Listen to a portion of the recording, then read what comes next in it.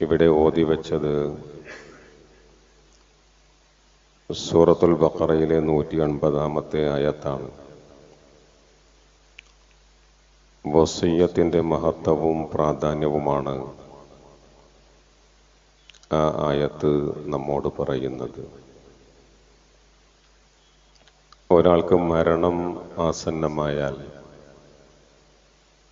ഗുരുതരമായ വല്ല രോഗവും ബാധിച്ച് അല്ലെങ്കിൽ അപകടത്തിൽപ്പെട്ട് ഏറെ നാൾ ഇനി ജീവിക്കാൻ കഴിയില്ല എന്ന ഒരു ബോധം വരുമ്പോൾ, സമ്പത്തുള്ളവനാണെങ്കിൽ അതിൽ നിന്ന് ഒരു വിഹിതം അർഹരായവർക്ക് വേണ്ടി വസിയ്യത്ത് ചെയ്യുക, വിൽപത്രം എഴുതി വെക്കുക എന്നത് മുത്തഖീങ്ങളായ സത്യവിശ്വാസികളുടെ ബാധ്യത എന്ന നിലക്കാണ് വിശുദ്ധ ഖുർആൻ പരിചയപ്പെടുത്തുന്നത്.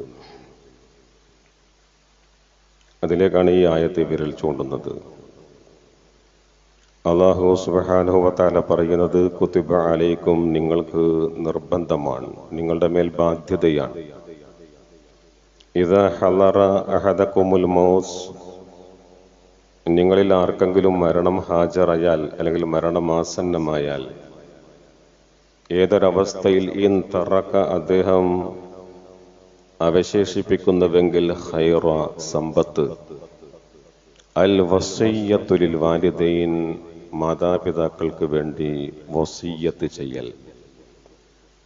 മാതാപിതാക്കൾക്ക് വേണ്ടി വസിയ്യത്ത് ചെയ്യുക എന്ന ഈ സംഗതി ഇൻഷാ അല്ലാഹ് നമ്മൾ പിന്നീട് വിശദീകരിക്കും. വൽ അഖറബീൻ, അതോടൊപ്പം അടുത്ത ബന്ധുക്കൾക്കും, ബിൽ മഅറൂഫ്, ന്യായമായ നിലക്ക് സമ്പത്തിൽ നിന്ന് ഒരു വിഹിതം അവർക്ക് വേണ്ടി വസിയ്യത്ത് ചെയ്യണം. ഹഖ്ഖൻ അലൽ മുത്തഖീൻ, ഇത് മുത്തഖീങ്ങൾക്ക് ബാധ്യതയാണ് എന്നാണ് അള്ളാഹു ആയത്തിന്റെ അവസാനത്തിൽ പറഞ്ഞു വെക്കുന്നത്. നമുക്കറിയാം, വസിയ്യത്ത് എന്ന വാക്ക് ഔസ എന്ന അറബി പദത്തിൽ നിന്നാണ്. ഉപദേശിക്കുക, കൽപ്പിക്കുക, പറഞ്ഞേൽപ്പിക്കുക, വസിയ്യത്ത് എഴുതി വെക്കുക എന്നീ അർത്ഥങ്ങളിലാണ് അത് പൊതുവെ ഉപയോഗിക്കുന്നത്. നാം ഒക്കെ കേട്ട് വരാറുള്ളത് വസിയ്യത്ത്, വിൽപത്രം എഴുതി തയ്യാറാക്കുന്നതിനാണ്. അതായത്, ഇനി പറയാൻ ഞാനോ കേൾക്കാൻ നിങ്ങളോ ഇല്ലാത്ത ഒരു സാഹചര്യമുണ്ടാകാം. പറയാൻ എനിക്ക് കഴിയില്ല,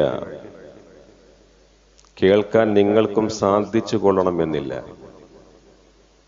അങ്ങനെ ഒരു സാഹചര്യം വരും മുമ്പ് ഈ പറയുന്ന കാര്യങ്ങൾ ശ്രദ്ധയോടെ കേട്ട് നടപ്പിൽ വരുത്തുക എന്ന ശക്തമായ അർത്ഥമാണ് വസിയ്യത്തിന് ഉള്ളത്.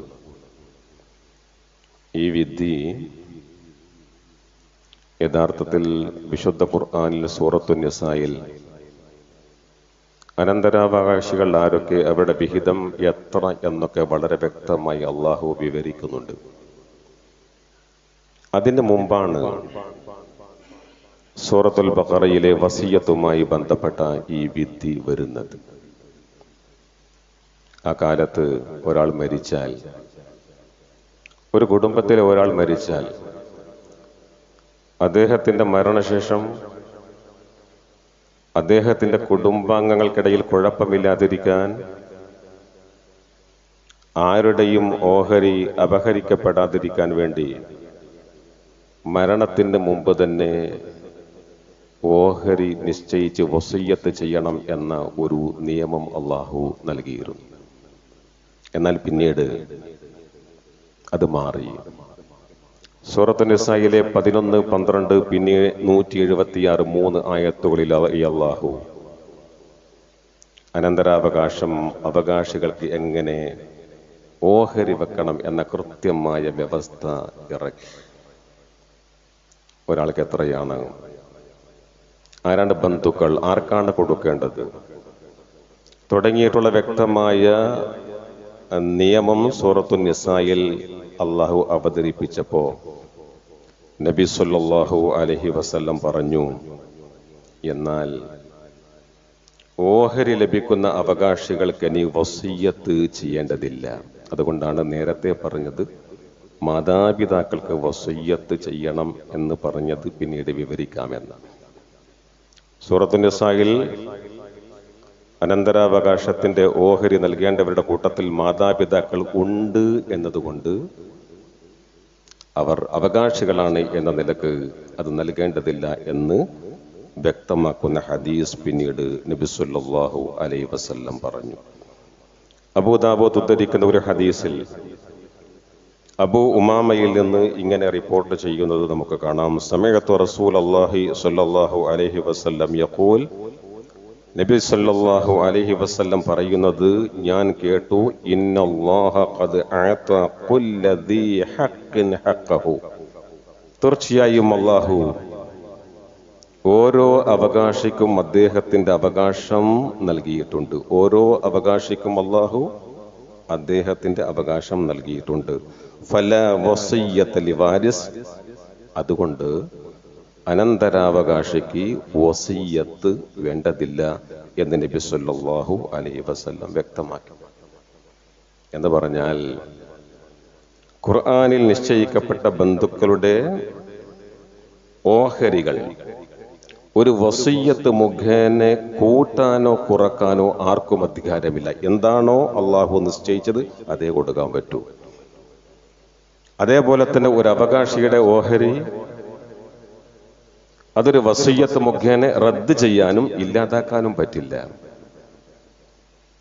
എന്താണോ നിയമാനുസൃതം ലഭിക്കേണ്ടുന്ന വിഹിതം, അതിനപ്പുറത്ത് വസിയ്യത്ത് മുഖേന കൂടുതലായി ഒന്നും കൊടുക്കാൻ പാടില്ല എന്ന വ്യക്തമായ ആശയമാണ് പ്രവാചക തിരുമേനി സല്ലല്ലാഹു അലൈഹി വസല്ലമയുടെ ഈ ഹദീസിലൂടെ നാം പഠിക്കുന്നത്.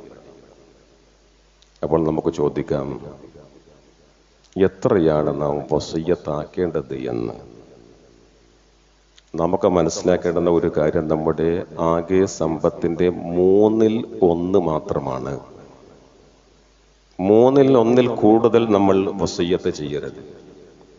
എന്താണ് തെളിവ്? ഇമാം ബുഖാരി റഹ്മത്തുള്ളാഹി അലൈഹി അദ്ദേഹം ഉദ്ധരിക്കുന്ന ഒരു ഹദീസ്.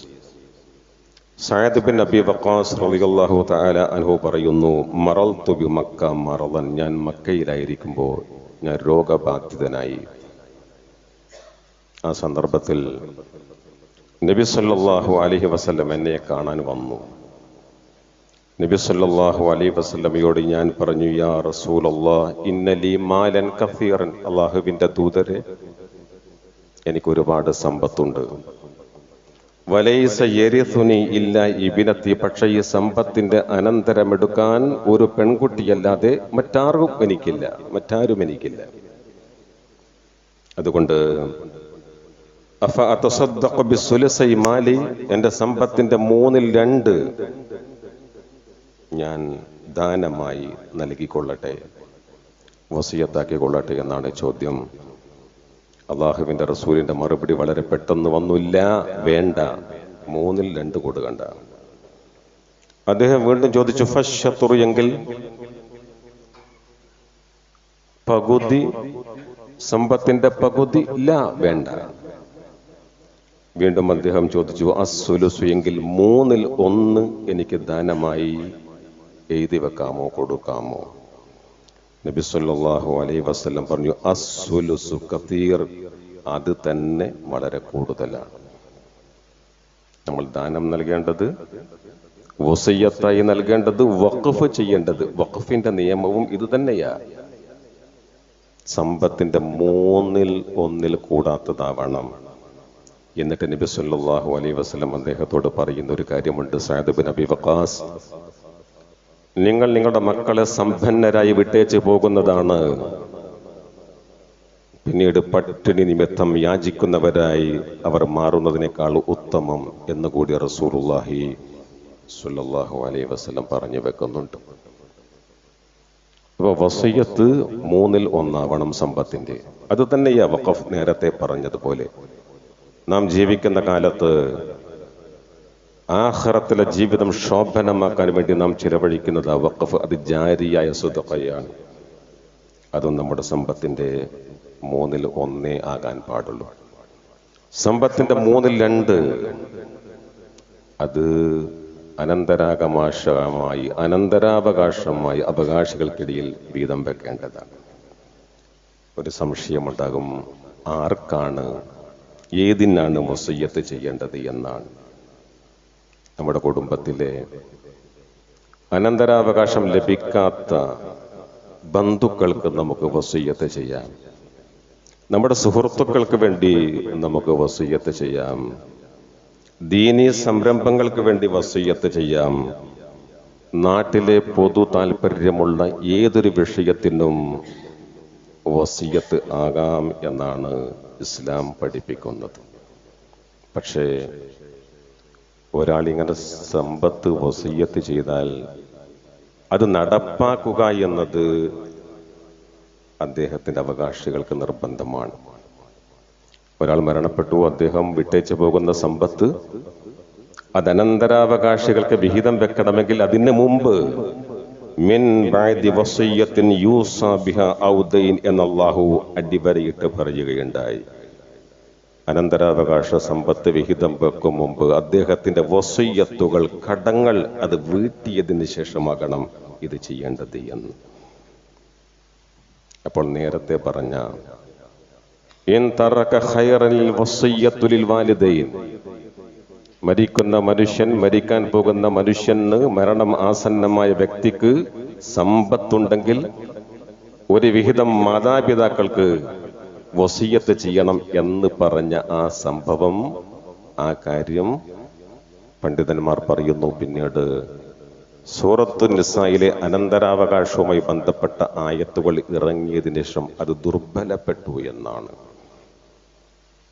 ആ വിഷയത്തിൽ പണ്ഡിതന്മാർക്കിടയിൽ, ഫുഖഹാക്കൾക്കിടയിൽ ഇജ്മാ, ഏകകണ്ഠമായ അഭിപ്രായം ഉണ്ട് എന്ന് ഇബ്നു കസീർ റഹ്മത്തുള്ളാഹി അലൈഹി രേഖപ്പെടുത്തുകയും ചെയ്യുന്നുണ്ട്. എന്നാൽ ഒരു കാര്യം നമ്മൾ മനസ്സിലാക്കുക, ആ ആയത്തിന്റെ അടിസ്ഥാനത്തിൽ തന്നെ നമുക്ക് ആലോചിക്കാം. ഒരു വ്യക്തി മുസ്ലിം ആകുന്നു, അദ്ദേഹത്തിന്റെ മാതാപിതാക്കൾ മുസ്ലിങ്ങളല്ല, അമുസ്ലിങ്ങളാണ്.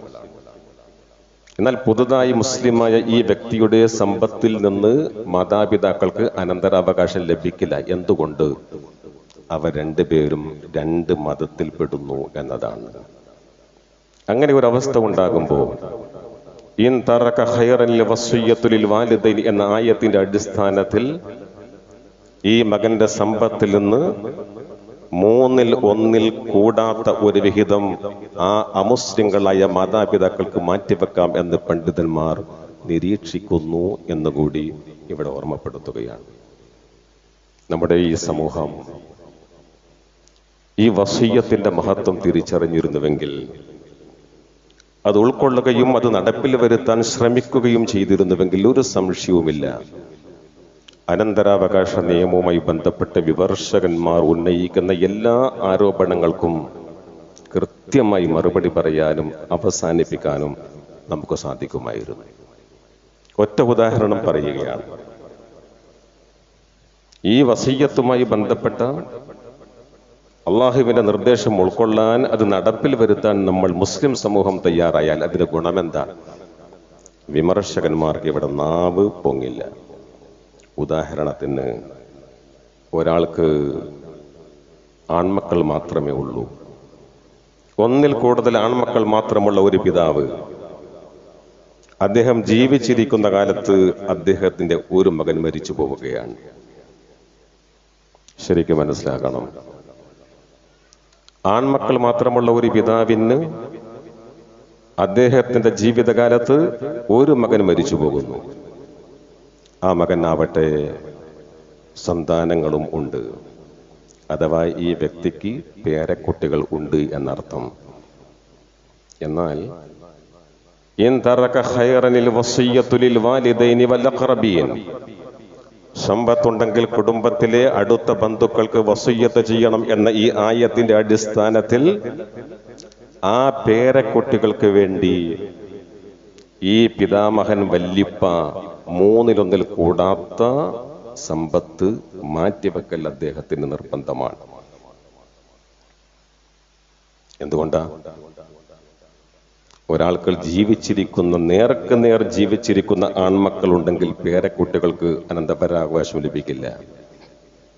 ഒരാൾക്ക് നേർക്കുനേർ ജീവിച്ചിരിക്കുന്ന ആൺമക്കളുണ്ടെങ്കിൽ പേരക്കുട്ടികൾക്ക് അനന്തരാവകാശം ലഭിക്കില്ല. അവിടെ വസിയ്യത്തിന്റെ നിർദ്ദേശം ഏറ്റെടുത്തുകൊണ്ട് സ്വന്തം മക്കളെക്കാൾ പേരക്കുട്ടികളുടെ സംരക്ഷണം ഉറപ്പുവരുത്തുന്ന ഖുർആനിന്റെ ഈ സിദ്ധാന്തത്തെയാണ് യഥാർത്ഥത്തിൽ സമൂഹത്തോട് തുറന്നു പറയാൻ നമുക്ക് കഴിയേണ്ടത്. സ്വന്തം മക്കളെക്കാൾ മുമ്പേ പേരക്കുട്ടികളുടെ അവകാശം ഉറപ്പുവരുത്തുന്ന വസിയ്യത്തിന്റെ മഹിതമായ ഈ ഒരു മൂല്യം, ലക്ഷ്യം. അതുകൊണ്ട് ചില അറേബ്യൻ രാജ്യങ്ങളിൽ അവിടത്തെ കോടതി വിധികൾ പരിശോധിച്ചാൽ നമുക്ക് കാണാം, ചില മുസ്ലിം രാജ്യങ്ങളിൽ ചില പിതാമഹന്മാർ പേരക്കുട്ടികൾക്ക് വേണ്ടി, അനാഥരായ പൗത്രന്മാർക്ക് വേണ്ടി ഒന്നും വസിയ്യത്ത് ചെയ്യാതെ മരിച്ചു പോകുമ്പോ ആ മരിച്ചു പോയവരുടെ സ്വത്തിൽ നിന്ന് 1/3 ആ കുട്ടികൾക്ക് കൊടുക്കാൻ കോടതി വിധി പ്രഖ്യാപിക്കുന്ന സാഹചര്യങ്ങൾ നമുക്ക് കാണാൻ കഴിയുന്നു എന്നത് വിശുദ്ധ ഖുർആനിന്റെ ഈ ആശയത്തെ കൃത്യമായി ഉൾക്കൊള്ളലാണ് എന്ന് മനസ്സിലാക്കാൻ നമുക്ക് സാധിക്കും. അതുകൊണ്ട് ഈ കാര്യത്തെക്കുറിച്ചുള്ള ബോധവും ചിന്തയും പഠനവുമാണ് എപ്പോഴും നമുക്കുണ്ടാകേണ്ടത് എന്ന് സാന്ദർഭികമായി ഓർമ്മപ്പെടുത്തുകയാണ്. വസിയ്യത്ത് ഒരാൾ ചെയ്താൽ അതിൽ മാറ്റം വരുത്താൻ ആർക്കും അധികാരമില്ല. സൂറത്തുൽ ബഖറയിലെ അടുത്ത ആയത്ത് അതാ പറയുന്നത്, ഫമൻ ബദ്ദലഹു ബഅദമാ സമിഅഹു. ആരെങ്കിലും ഒരാൾ ചെയ്ത വസിയ്യത്ത് കേട്ടിട്ട് അതിൽ മാറ്റം വരുത്തിയാൽ ഫഇന്നമാ ഇസ്മുഹു, തീർച്ചയായും അതിന്റെ തെറ്റ്, അലല്ലദീന യുബദ്ദിലൂനഹു, ആ മാറ്റം വരുത്തിയവരിലാണ്. എന്തുകൊണ്ടെന്നാൽ ഇന്നല്ലാഹ സമീഉൻ അലീം, അല്ലാഹു എല്ലാം കേൾക്കുന്നവരും അറിയുന്നവരുമാണ്. എന്നാൽ കേൾക്കൂ, ഒരാൾ ജീവിതകാലത്ത് വസിയ്യത്ത് ചെയ്യുമ്പോൾ വല്ല അന്യായവും ആ വസിയ്യത്തിൽ ഉണ്ടെങ്കിൽ, അധാർമികതയുണ്ടെങ്കിൽ, കുറ്റകരമായ വസിയ്യത്താണ് അത് എങ്കിൽ സൂറത്തുൽ ബഖറയിലെ 182 ആയത്ത് അതിനുള്ള മറുപടിയാണ്. ഫമൻ ഖാഫ, വല്ലവരും ഭയപ്പെട്ടാൽ, ആശങ്കിച്ചാൽ, മിൻ മൂസിൻ, വസിയ്യത്ത് ചെയ്തവനിൽ നിന്ന്, ജനഫൻ, അനീതിയോ, ഔ ഇസ്മൻ, കുറ്റമോ ആരെങ്കിലും ആശങ്കിക്കുന്നുവെങ്കിൽ, ഭയപ്പെടുന്നുവെങ്കിൽ, ഫഅസ്ലഹ, അദ്ദേഹം രഞ്ജിപ്പുണ്ടാക്കുന്നു, ബൈനഹും, ആ ഇരു കക്ഷികൾക്കുമിടയിൽ രഞ്ജിപ്പുണ്ടാക്കുന്നു, പ്രശ്നം തീർക്കുന്നു, അന്യായമായ വസിയ്യത്തിനെ അദ്ദേഹം മാറ്റിമറിക്കുന്നുവെങ്കിൽ, ഫലാ ഇസ്മ അലൈഹി, അദ്ദേഹത്തിന്റെ മേൽ ഒരു കുറ്റവും ഇല്ല എന്നുകൂടി അള്ളാഹു കൃത്യമായി ഇവിടെ പറയുകയാണ്. എന്തുകൊണ്ടെന്നാൽ ഇന്നല്ലാഹ ഗഫൂറുർ റഹീം, തീർച്ചയായും അള്ളാഹു ഏറെ മാപ്പേകുന്നവരും കാരുണ്യവാനുമാണ് എന്ന്. അതുകൊണ്ട് വസിയ്യത്തിനെ കുറിച്ച് നാം മനസ്സിലാക്കുക. ജീവിതകാലത്ത് മരണമാസന്നമാകുമ്പോൾ സമ്പത്തിൽ നിന്നൊരു വിഹിതം ഈ ഒരു ആവശ്യത്തിന് വേണ്ടി നീക്കിവെക്കാനുള്ള മനസ്സിനെ രൂപപ്പെടുത്തിയെടുക്കാനാണ് നമ്മൾ ശ്രമിക്കേണ്ടത്. അതുപോലെ ആഖിറത്തിലെ ജീവിതം സന്തോഷകരമാകാൻ വേണ്ടിയുള്ള വഖഫിന് വേണ്ടി, ജാരിയായ സ്വതഖക്ക് വേണ്ടി അങ്ങനെയൊക്കെ മാറ്റിവെക്കാനും അതിനെക്കുറിച്ച് പഠിക്കാനും ഉൾക്കൊള്ളാനും ആഖിറം സന്തോഷകരമാക്കുന്ന പ്രവർത്തനങ്ങളിൽ ഏർപ്പെടാനും ചെയ്ത വസിയ്യത്തുകൾ നടപ്പിൽ വരുത്താനും കഴിയുന്ന ഒരു വിഭാഗമായി ജീവിക്കാൻ അല്ലാഹു നമുക്ക് തൗഫീഖ് നൽകി അനുഗ്രഹിക്കുമാറാവട്ടെ.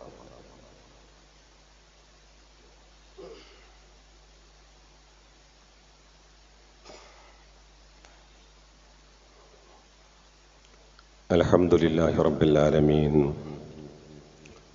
വസ്സലാത്തു വസ്സലാമു അലാ റസൂലിഹിൽ അമീൻ വഅലാ ആലിഹി വസഹ്ബിഹി അജ്മഈൻ. അല്ലാഹുവേ, ഏറെ ഭയപ്പെട്ട് സൂക്ഷിച്ച്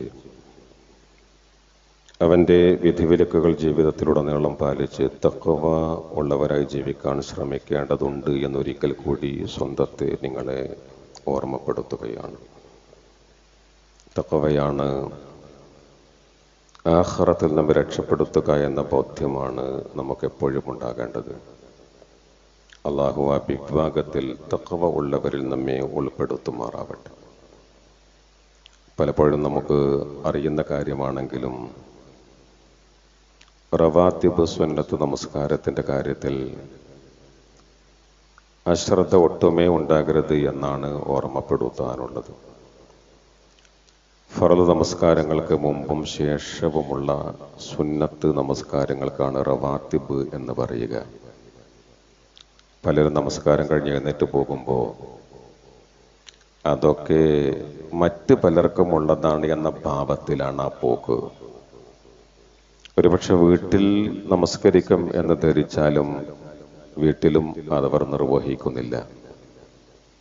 അള്ളാഹുവിൻ്റെ റസൂൽ സല്ലല്ലാഹു അലൈഹി വസല്ലം പറഞ്ഞ ഒരു കാര്യം ഇമാം മുസ്ലിം ഇങ്ങനെ ഉദ്ധരിക്കുകയാണ്: ഏതൊരു മുഅ്മിനാണ് അള്ളാഹുവിന് വേണ്ടി ദിനേനെ ഫർള് നമസ്കാരങ്ങൾക്ക് പുറമെ 12 റകഅത്തുകൾ സുന്നത്തായി നമസ്കരിക്കുന്നത്, ഇല്ലാ ബനല്ലാഹു ലഹു ബൈതൻ ഫിൽ ജന്ന, അദ്ദേഹത്തിന് അള്ളാഹു സ്വർഗത്തിൽ ഒരു വീട് പണിയാതിരിക്കില്ല എന്നാണ് നബി സല്ലല്ലാഹു അലൈഹി വസല്ലം പറയുന്നത്. ളുഹറിന് മുമ്പ് 4, ശേഷം 2, മഗ്രിബിന് ശേഷം 2, ഇശാക്ക് ശേഷം 2, സുബ്ഹിക്ക് മുമ്പ് 2, ഇങ്ങനെ 12 റകഅത്തുകൾ നമസ്കരിക്കുന്ന ഒരു വ്യക്തിക്ക് അള്ളാഹുവിൻ്റെ റസൂൽ പറയുന്നു, സ്വഹീഹ് മുസ്ലിമിലെ ഹദീസാണ്, സ്വർഗത്തിൽ ഒരു ഭവനം. ഇതിനേക്കാൾ വലുതെന്താണ് നമുക്ക് പ്രതീക്ഷിക്കാനുള്ളത്? പ്രവാചക തിരുമേനി സല്ലല്ലാഹു അലൈഹി വസല്ലം പറഞ്ഞിട്ടുണ്ട്, സുബ്ഹിക്ക് മുമ്പുള്ള 2 റകഅത്ത്, റകഅത്തുൽ ഫജ്ർ ഖൈറും മിനദ് ദുനിയ വമാ ഫീഹാ, ഈ ലോകവും അതിലെ സകലതും നേടുന്നതിനേക്കാൾ നിങ്ങൾക്ക് ഉത്തമമാണ് എന്ന്. എളുപ്പത്തിൽ ഒരുപാട് പ്രതിഫലം ആർജിച്ചെടുക്കാൻ കഴിയുന്ന ഇത്തരം സുന്നത്തുകൾ, ഐച്ഛിക നമസ്കാരങ്ങൾ നമ്മുടെ ജീവിതത്തിലും ഉണ്ടാകണം എന്ന് സ്വന്തത്തെയും നിങ്ങളെയും ഓർമ്മപ്പെടുത്തുകയാണ്. അള്ളാഹു തൗഫീഖ് നൽകുമാറാവട്ടെ. നമ്മുടെ ഈ പ്രദേശത്തെ ഒരു പെൺകുട്ടി മർഹൂം മുത്തലിബുക്കയുടെ ഭാര്യ സഹോദരന്റെ പുത്രിയാണ്. മഞ്ഞപ്പിത്തം ബാധിച്ചു, അത് ലിവറിനെ ബാധിച്ചു. അതോടൊപ്പം തന്നെ തലച്ചോറിൽ ബ്ലഡ് ക്ലോട്ടായി. 4 ദിവസമായി അബോധാവസ്ഥയിൽ മെഡിക്കൽ കോളേജിലാണ്. പ്രാർത്ഥിക്കാൻ വേണ്ടി നമ്മോട് പ്രത്യേകം ആവശ്യപ്പെട്ടിട്ടുണ്ട്. അള്ളാഹുവേ, ആ ചെറുപ്പക്കാരിക്ക് 27 വയസ്സ് മാത്രം പ്രായമുള്ള ആ പെൺകുട്ടിക്ക് അവളെ ബാധിച്ച ആ വിപത്തിൽ നിന്ന് പരിപൂർണമായ ഷിഫ നീ നൽകണമേ റഹ്മാനെ. അവളുടെ കരളിനും തലച്ചോറിനുമൊക്കെ പൂർവസ്ഥിതിയുള്ള ആരോഗ്യവും പ്രവർത്തനക്ഷമതയും നൽകിയ ആ പെൺകുട്ടിയെ നീ അനുഗ്രഹിക്കണമേ അല്ലാഹ്. അതുപോലെ മഞ്ഞപ്പിത്തം ബാധിച്ച് നമ്മിൽ പലരും, നാമുമായി ബന്ധപ്പെട്ട പലരും പലവിധ പ്രയാസത്തിലാണ്, ഹോസ്പിറ്റലൈസ്ഡ് ആണ്, വീടുകളിൽ പ്രയാസം അനുഭവിക്കുന്നു. എല്ലാവർക്കും നീ ശിഫ ആഫിയത്ത് നൽകണമേ റഹ്മാനെ. അതുപോലെ ഞങ്ങൾ പലരും രോഗികളാണ്, ഞങ്ങളുമായി ബന്ധപ്പെട്ട പലരും പലവിധ രോഗത്തിൽ പ്രയാസപ്പെടുന്നു. എല്ലാവർക്കും നീ ശിഫ നൽകണമേ റഹ്മാനെ.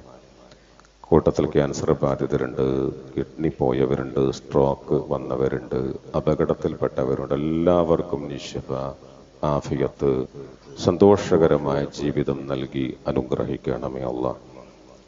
അതുപോലെ പലരും കഴിഞ്ഞ ദിവസങ്ങളിൽ അള്ളാഹുവിലേക്ക് യാത്രയായി, എല്ലാവർക്കും നീ മഗ്ഫിറത്ത് നൽകണമേ റഹ്മാനെ. നാമുമായി ബന്ധപ്പെട്ട പലർ, കുടുംബ ബന്ധത്തിൽപ്പെട്ടവർ, നമ്മുടെ പ്രിയപ്പെട്ട മാതാപിതാക്കൾ, ബന്ധുക്കൾ, ഉറ്റവർ, എല്ലാവരുടെയും ആഖിറം നീ വെളിച്ചമാക്കണമേ റഹ്മാനെ. നമ്മോടൊപ്പം ഉണ്ടായിരുന്നവർ, നമ്മോടൊപ്പം ജുമുഅ ജമാഅത്തുകളിൽ പങ്കെടുത്തവർ പലരും ഇന്ന് ഖബറിലാണ്. എല്ലാവർക്കും നീ മഗ്ഫിറത്ത് നൽകി അനുഗ്രഹിക്കണമേ റഹ്മാനെ. സന്തോഷകരമായ ഒരു ആഖിബത്ത്, നന്നായ ജീവിതം, അവസാനം ഞങ്ങൾക്ക് ഇനി നൽകണമേ റഹ്മാനെ. വിശുദ്ധമായ ദീനിന്റെ വിധിവിലക്കുകൾ കൃത്യമായി ഉൾക്കൊണ്ട് മനസ്സിലാക്കി ജീവിക്കുന്ന മുത്തഖീങ്ങളിൽ ഞങ്ങളെ നീ ഉൾപ്പെടുത്തണമേ റഹ്മാനെ. اللهم اغفر للمؤمنين والمؤمنات والمسلمين والمسلمات. اللهم اعز الإسلام والمسلمين. اللهم أجرنا من النار. اللهم لا تدع لنا ذنبا إلا غفرته ولا هما إلا فرجته ولا دينا إلا قضيته ولا مريضا إلا شفيته ولا ميتا إلا رحمته ولا حاجة من حوائج الدنيا والآخرة إلا قضيتها يا رب العالمين. ربنا اغفر لنا ولإخواننا الذين سبقونا بالإيمان ولا تجعل في قلوبنا غلا للذين آمنوا ربنا إنك رؤوف رحيم. اللهم انصر المسلمين في كل مكان. اللهم انصر المسلمين المستضعفين في فلسطين وفي سائر بلاد المسلمين. اللهم انصرهم يا أرحم الراحمين. اللهم كن لهم ظهيرا ومعينا يا رب العالمين. ربنا تقبل منا إنك أنت السميع العليم وتب علينا إنك أنت التواب الرحيم. وصلى الله على محمد وعلى آله وصحبه